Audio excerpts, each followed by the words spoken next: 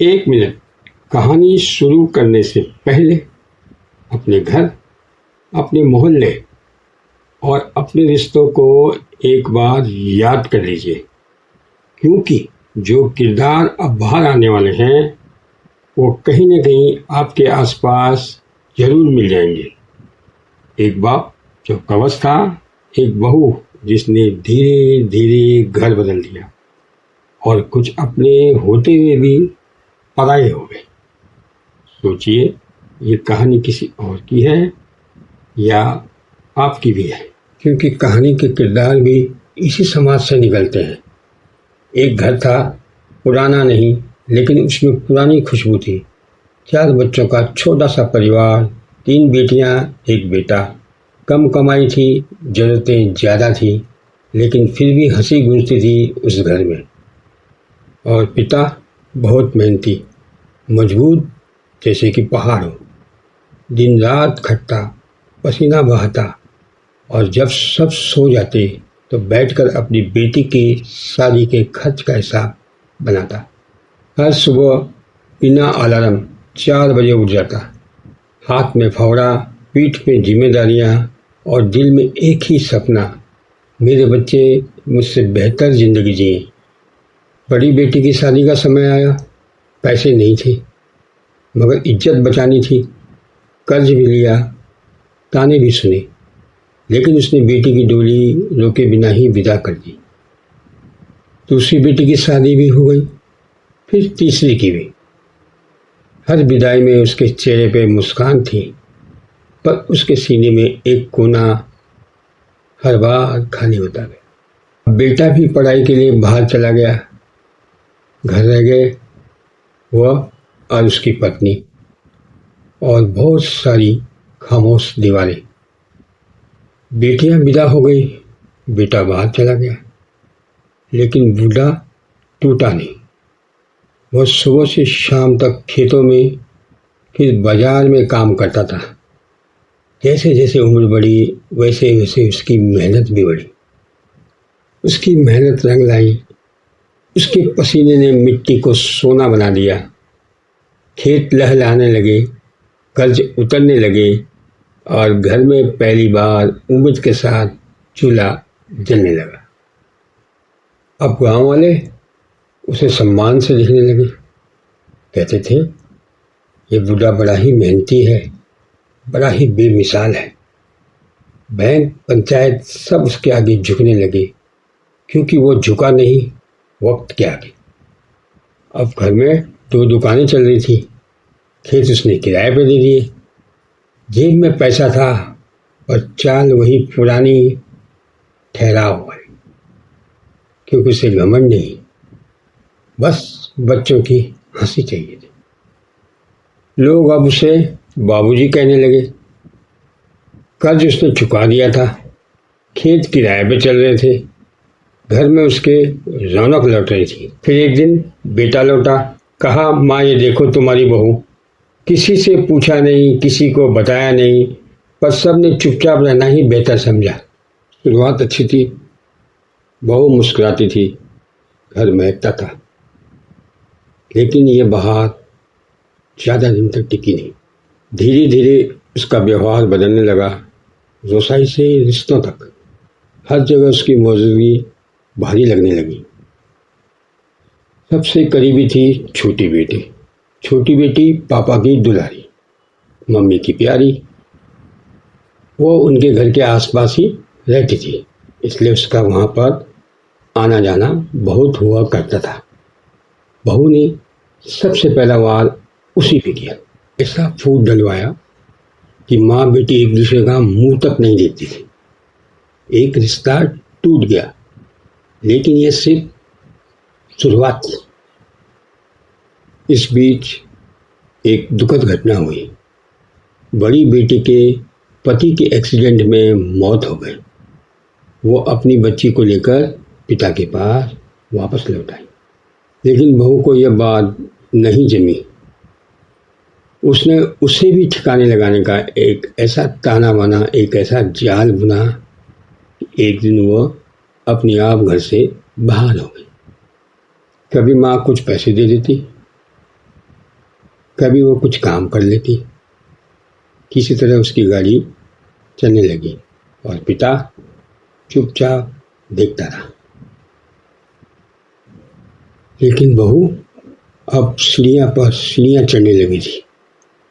उसने धीरे धीरे घर की सारी संपत्ति हड़पनी शुरू कर दी। बेटा अब बहू के इशारे पर चलने लगा।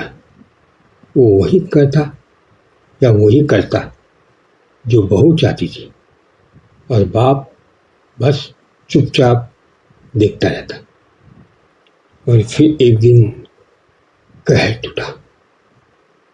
लड़का, उसका पति, ऐसा बीमार पड़ा कि उठ नहीं पाया और एक दिन चल बसा। अब पिता की आंखें भर आई। इतना मजबूत आदमी, जैसे कि पत्थर रो रहा हो, लेकिन उसने दिल को फिर से मजबूत सा किया। दो पोते उनकी आंखों में देखा और सोचा इनका क्या होगा। कुछ दिन बाद बहू अपने अगले मिशन पे लग गई। अब उसकी नज़र तीसरी बहन पे थी। तीसरी सबसे शांत थी। वो न बोले न वो झगड़े, इसलिए उसे गिराना आसान नहीं था। फिर भी चालें चली गई और आखिर एक दिन कुछ आंशिक सफलता मिली गई। अब बहू जैसे जैसे अकेली होती गई, वैसे वैसे घर की सारी चीज़ें उसके नाम होती गई। जेवर, फ्लैट, पैसे। और बेटियां, उन्हें एक दूसरे पर शक होने लगा कि इसे कुछ न कुछ मिला होगा, इसे कुछ न कुछ मिला होगा। मुझे नहीं मिला, इसे जरूर मिला होगा। इस शक के कारण और आपसी तालमेल न होने के कारण तीनों बेटियां अलग अलग थी। किसी ने किसी को दोषी माना, किसी ने किसी को, किसी ने किसी से बात करना छोड़ दिया। दामादों ने विरोध किया, लेकिन वो विरोध ज़्यादा देर नहीं टिका। बहू की कानूनी की चालों के सामने वे हार गए। और वहीं पिता बैठा सोचता रहा, ये क्या हुआ? जिस घर की नींव मैंने रखी, वही घर अब मेरे सामने तिनके तिनके बिखर रहा है। उसने कुछ कुछ बोलना शुरू किया। बहू से कहा, बच्चों को पढ़ाओ, ठीक से पालो, ठीक से उनको रखो। पर बहू कोई जवाब नहीं देती, बस सिर्फ हुक्म चलाती। धीरे धीरे बाप चुप हो गया। वो नाराज नहीं था, लेकिन अंदर ही अंदर वो टूटने लगा, बिखरने लगा। फिर एक दिन माँ, उसकी पत्नी, बीमार पड़ी और हॉस्पिटल में उसे भर्ती कराना पड़ा। पिता अब अकेला रह गया और एक दिन वो फट पड़ा।